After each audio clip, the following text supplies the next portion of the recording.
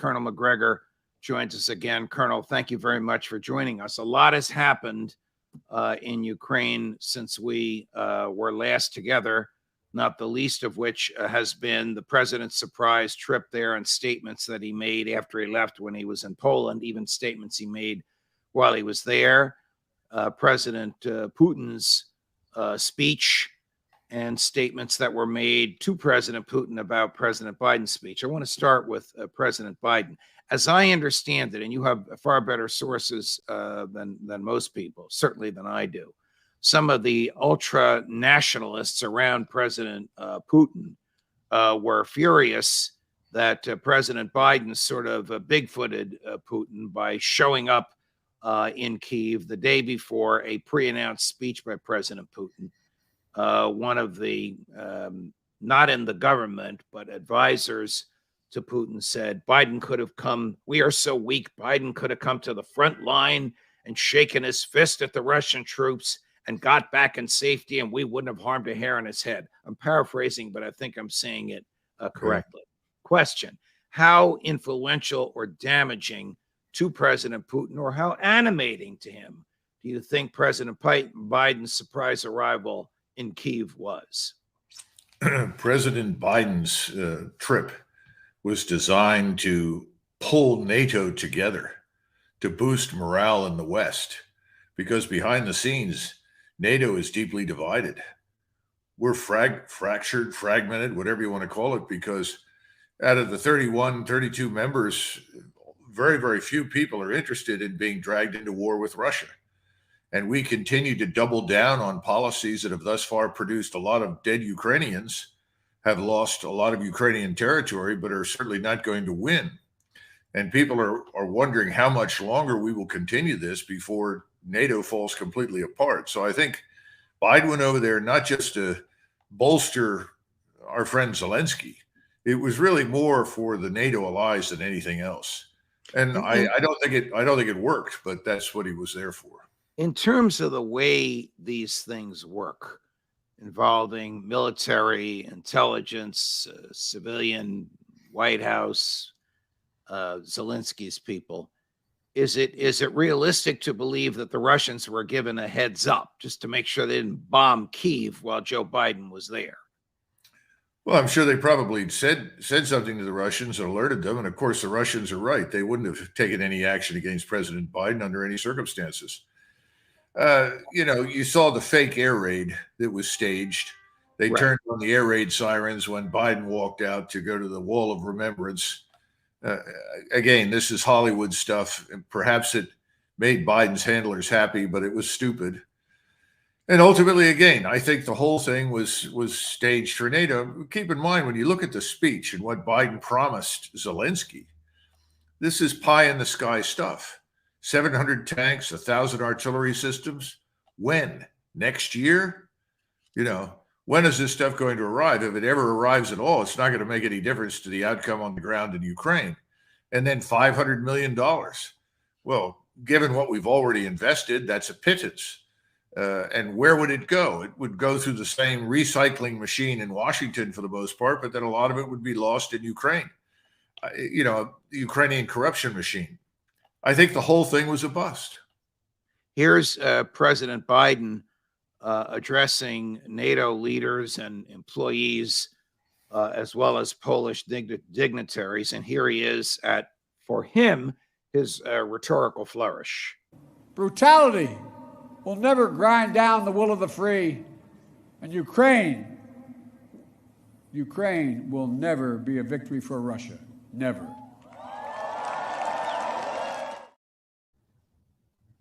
Well, what can we say? It's something that I wouldn't have said had I been in his position. This demonstrates that no one in Washington is looking for an off-ramp, that Washington is quite willing to risk direct confrontation with Russia, which is something I see no evidence that anyone in the United States wants to support. And we're clearly not ready for a high-end conventional war with the Russians. But that's the signal. The last treaty that we signed with Russia, the START Treaty, Strategic Arms Limitation, puts a cap on nuclear weapons and provides for inspections to make sure the cap is being honored.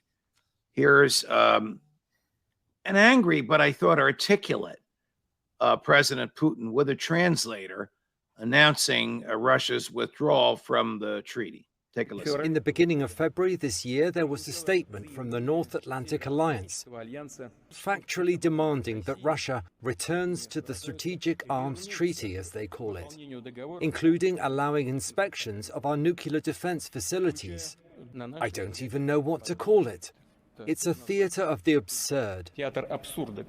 Regarding this, I have to say that Russia suspends its participation in the New START Treaty. Are inspections standard in these treaties, and why would he call it the theater of the absurd? Are each side inspecting the other side, or is it just NATO inspecting Russia?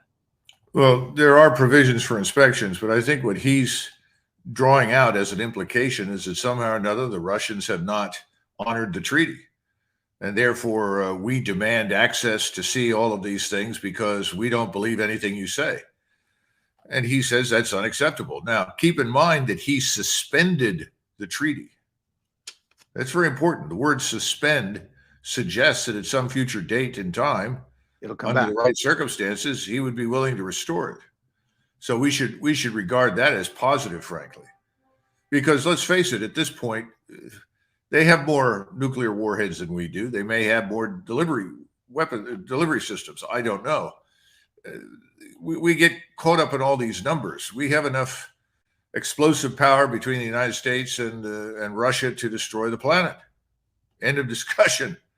So it's in our interest to restore the treaty at some point, and I think he's made that point. But he's not going to stand there and put up with these allegations and accusations from us that they are somehow or another dishonest. Look what's happened to him over the last several years. I mean, he's finally reached the conclusion he's been lied to repeatedly. Russia has been betrayed by us, and he's got a record to prove it.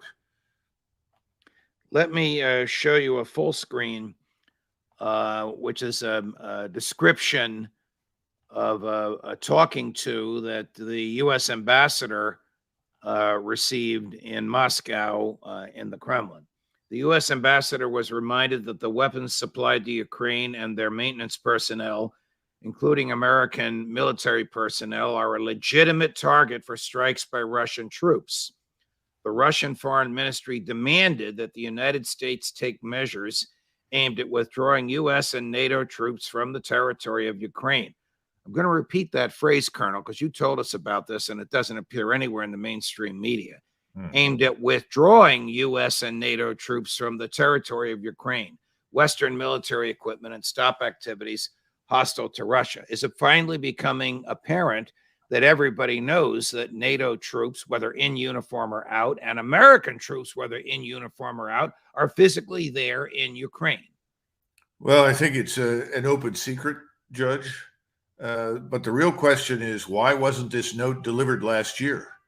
They could have delivered this note in September. So my question to you is, why is this note being delivered now? In other words, why is the U.S. ambassador being told under no uncertain terms the consequences for leaving American and allied military personnel, whether they are there in Ukrainian uniform or nondescript uniform or civilian clothes, doesn't make any difference. Why is he saying this now and making it abundantly clear that they will be treated as legitimate targets? Before we attempt to answer that, I want to run the next full screen. I want everybody to know that you sent me these full screens. These are from your sources, although I think they were open sources. Yes. On President Putin and his red line. This one, in my view, is even more inflammatory. Putin gave a signal no longer for Ukraine, but for those countries that support it. This is a hint that in the event of an escalation that will threaten the Russian Federation, strikes will be carried out on the territories of the countries in which it is located. This is a direct signal, not even a red line, which suggests that in the event of a threat in the near future on the territory of Poland, the Baltic countries, Finland, their territory will be subject to retaliatory measures and attacks from the Russian Federation. Now, we know, Colonel, because you've told us, Scott Ritter's told us, that American military personnel in Poland are directing HIMARS and other missiles, I'll just use that as the lay term, which are in Ukraine to attack Russians. Does this mean that Russia is reserving the right to attack American military personnel in Poland? And if you answer yes, isn't that just what the Polish president wants so he can start World War III? I think the following is what he means.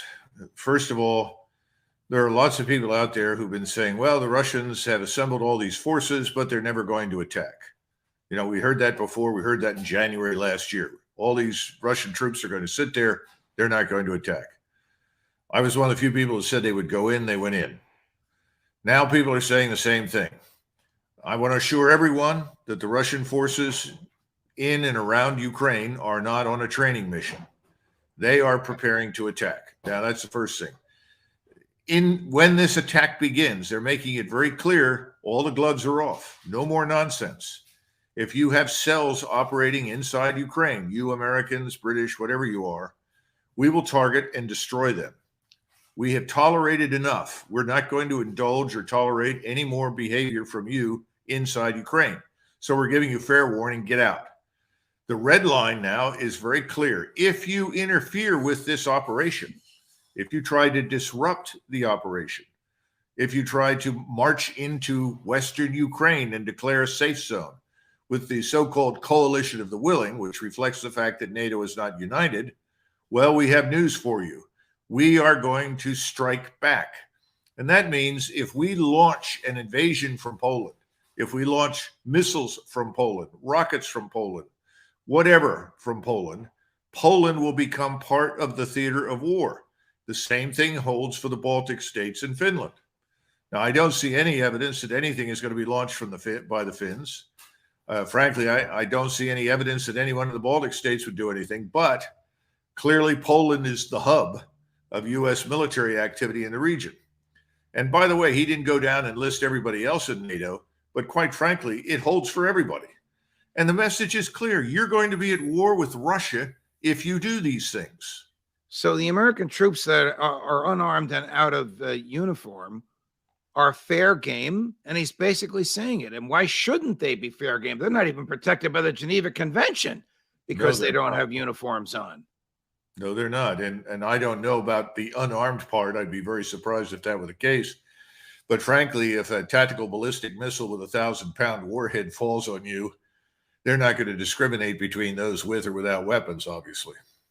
Here's President Putin earlier today on who started the war.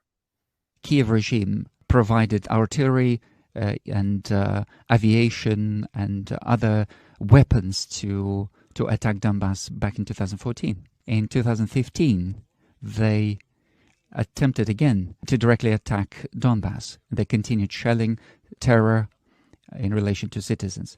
All of this was completely against the documents that were accepted by the United Nations Security Council. I would like to repeat, they started the war, and we used the force in order to stop it. The only thing he didn't say is that Victoria Nuland, Hillary Clinton, and Barack Obama started this when they fomented, with the use of CIA and other assets, the so-called revolution in 2014, which overthrew the popularly elected government, which was perceived as pro-Moscow. That's about the only thing he didn't say. The rest of what he said is arguably an accurate recitation of that part of the history of that area.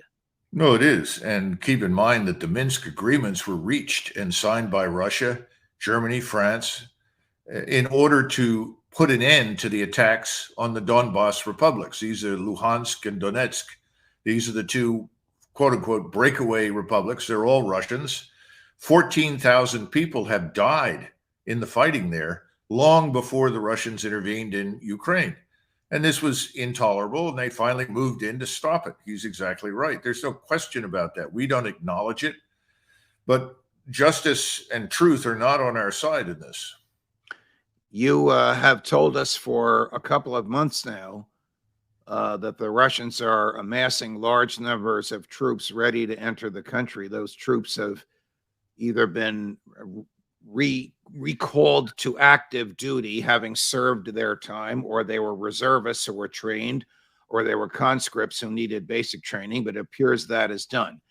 How many troops do you think are being amassed by the Russian military, and when do you think they will enter the Ukraine?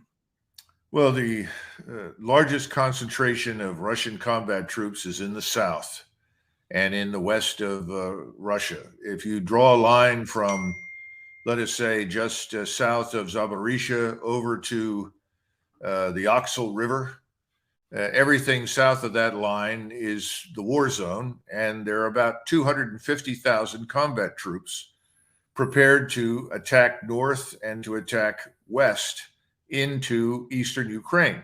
Now, when I say 250,000, I'm talking about the people that close with and destroy the enemy. There are hundreds of thousands manning rocket, artillery, tactical ballistic missiles, air defenses, and so forth. So a total would be, I think, probably close to 700,000. I've seen 720, but that's, again, that includes everything: logistical support, transport, everything. Well, that's going to be a tidal wave of Russian military humanity and materiel, almost the foot soldier equivalent of carpet bombing into Ukraine. How can they possibly resist that and expect to be successful militarily? Well, I think the defenses in the south have largely crumbled. The Ukrainians are hanging on by their teeth in most cases. Morale in the Ukrainian military is at an all-time low. Casualties have gone through the roof. They were losing a battalion equivalent a day. Now it's been up to 1,000. 60,000 artillery rounds, rockets, missiles, hard shell ammunition falling on you every day is pretty shattering experience. There are so many casualties we can't even begin to estimate anymore. So yes, I think that's fair. But on the other hand, I think you also need to understand something that the Russians are doing. If you look at that front, no one is entirely 100% sure where the main thrusts will be. In other words, where are the main axes? And the axes are going to be very broad. And this is historically something the Russians have done very well. If you go all the way back to Marshal Suvorov in the days of Napoleon, one of their tactics was to put out large numbers of skirmishers in front. That would create a lot of smoke and fire. People couldn't peer through it. People didn't know where the main body of attacking Russian troops was. And when they did find out, it was too late. And the Russians were very good at doing something that Napoleon did so well, which was to mass artillery fire. You're seeing something similar develop down in southern Ukraine. So when the hammer falls, it's going to be a tremendous blow. There's no question about it. But again, it will be methodical. They will move forward under this umbrella of ISR strike, and they will ensure that they take very few casualties and they will maximize the enemy's casualties. And they're still dealing with a huge area, so they don't expect to systematically root everything out. But before this is over, they will seize all of eastern Ukraine. That's the near-term intermediate objective: clear out eastern Ukraine. When do you expect this will start, Colonel? They've been ready for, in my judgment, for several weeks. Why they've waited this long, I don't know. A friend with good sources who's a fluent Russian speaker told me that Armed Forces Day in Russia is on the 23rd of February.